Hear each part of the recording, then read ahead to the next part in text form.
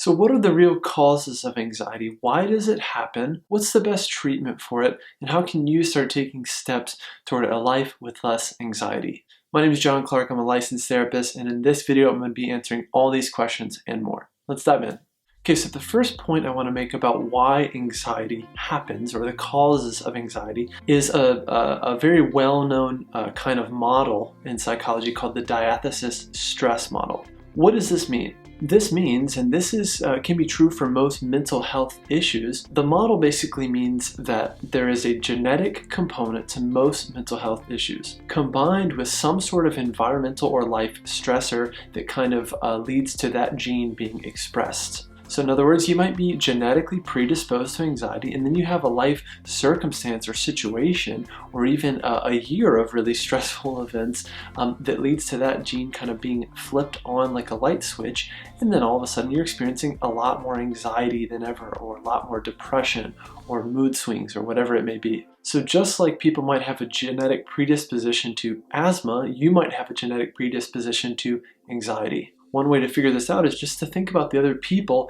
in your family and think of anyone who might also have some anxiety, whether it's diagnosed or not, whether they admit it or not. There's probably someone in your family that has at least some traces of what you are experiencing now. Now, that being said, let's talk about the kind of biological causes of anxiety and how it works. So the second point I want to make is that our kind of primal brain is really wired to seek out, identify, and reduce threats to our survival. This comes down to that fight, flight, or freeze response that a lot of people talk about. In other words, the nervous system's primary job is to look for threats to our survival and eliminate them. The problem is that anxiety starts to constantly look for threats. It's kind of like that saying, if all you have is a hammer, then the whole world looks like a nail. You can think about if there's a time where you were really anxious or really scared and you're walking down the street and it's kind of like every shadow looks like a scary person or someone that might come and hurt you. When your brain is primed for fear, you're going to see threats everywhere. Now, this function of our brain is really important and is important to our survival, but again, the trick with anxiety is that most of the time, there is no real threat to our survival. Most of the time, anxiety is just a false alarm, right? For example, a panic attack is really like if someone came in to a building and pulled the fire alarm and everyone's freaking out, but there's no fire. It's really just your nervous system kind of misfiring and having that false alarm. So one thing you can do, with that being said, is when you are anxious and you feel like something is really wrong or about to go wrong, you can reassure yourself that, hey, this is probably just a false alarm. Someone has probably just pulled that fire alarm, right? Even though there's no fire and there's no reason to panic. Take it one step further and you might just reassure yourself that, hey, I'm physically safe right now, I'm okay, and it's okay to be anxious, right? Sometimes our suffering gets worse because we resist our anxiety, we resist the fact that we're anxious. And sometimes just embracing it a little bit and accepting that, yep, I'm a little anxious right now, or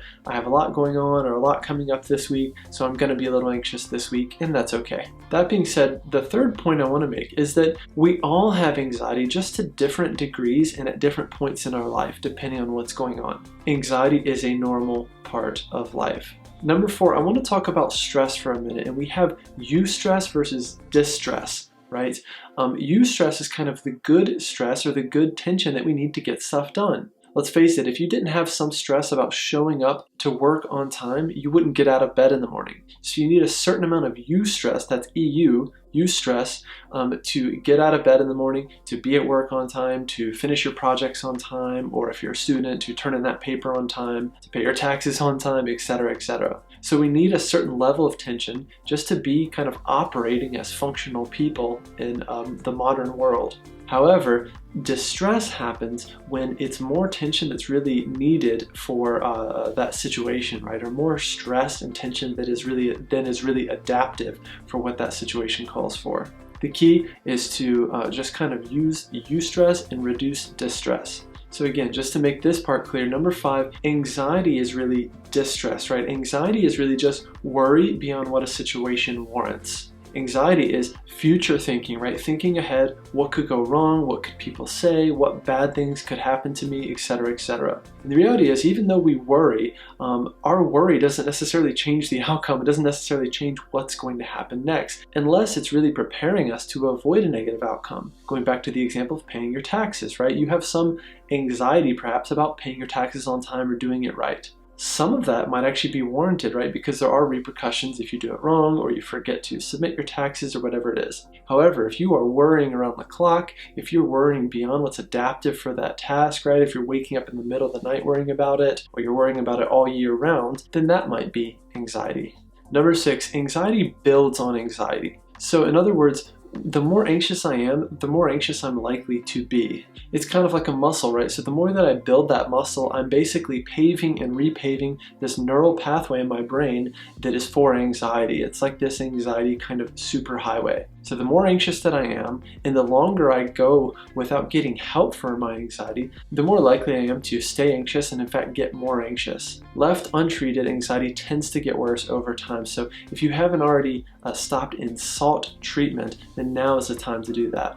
Number 7, when anxiety is left untreated for long periods of time, anxiety can kind of take a new form into this fear or into panic or panic attacks, right? In reality, a lot of times anxiety leads to this fear of the fear cycle. What that means is that sometimes people are so anxious and that anxiety gets kind of attached to something. Here's an example. I live in San Francisco and I treated someone at one point for their fear of bridges. Now the interesting thing is that they were not afraid of falling, they didn't have a fear of heights, they didn't have a fear of anything related to that actual bridge. What they feared was a classic fear of the fear. What they feared was, what if I'm walking out across the Golden Gate Bridge and I'm halfway across and I start to panic and I can't get away quickly, right? I can't escape quickly. So a classic cycle with anxiety is we have avoidance behaviors that actually make the anxiety a lot worse over time. The 3 main avoidance behaviors are avoid, escape, distract. Right? So either I avoid a situation that makes me anxious, like I avoid bridges altogether. I escape, meaning if I'm on a bridge, I escape quickly,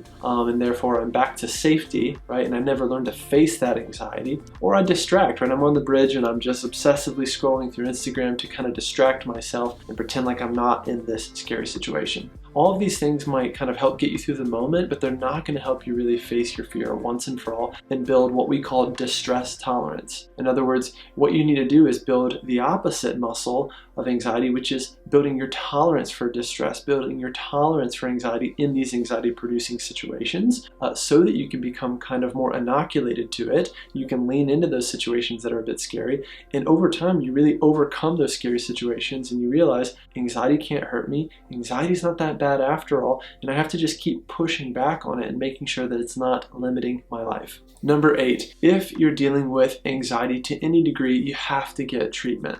In my opinion, the best treatment for anxiety is a combination of CBT, or cognitive behavioral therapy. This is an evidence-based type of therapy that looks at how if we're feeling anxious, we're usually thinking anxious. I would combine that with some mindfulness, right, and meditation, because the more we can attune to how we're feeling and how our thoughts impact all of this, the more we might be able to kind of slow it all down or just reduce our stress at the beginning of the day before it gets away from us. So another piece of treatment needs to be making the right behavior changes.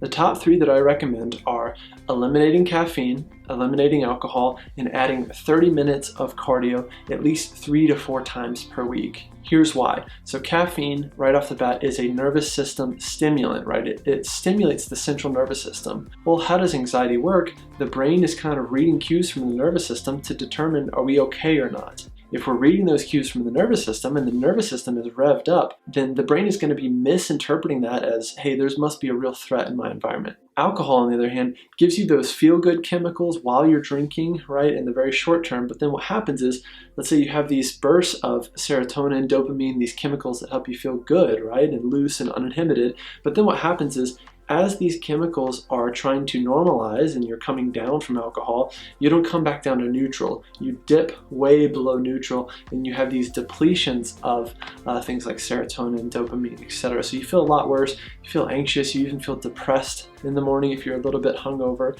You might end up drinking later that night, and you keep your body and your brain in this cycle that is very imbalanced and chaotic. So it's really going to affect your mood, and it's going to be really hard to effectively treat anxiety if you're constantly altering your mood with things like alcohol. Now with the 30 minutes of cardio, this is just going to give your nervous system that reset over and over again that it needs, right? It's going to help your nervous system kind of discharge, right? It's going to help ground your nervous system so that it doesn't misfire and have those false alarms like we talked about. Now the last piece is, of course, adding medication if that is indicated, or if you talk to your doctor or psychiatrist or whomever it is, and they decide, maybe in conjunction with talking to your therapist, that anxiety medication or depression medication is a good fit for you. Sometimes that is an important part of treatment in affecting really the parts of the brain that are most associated with anxiety and depression. If you are taking medication, I highly recommend that you're always in therapy as well, so that you're building skills to go along with this medication. You're building those internal resources, right? And also so that you have a therapist that can help track your progress with that medication.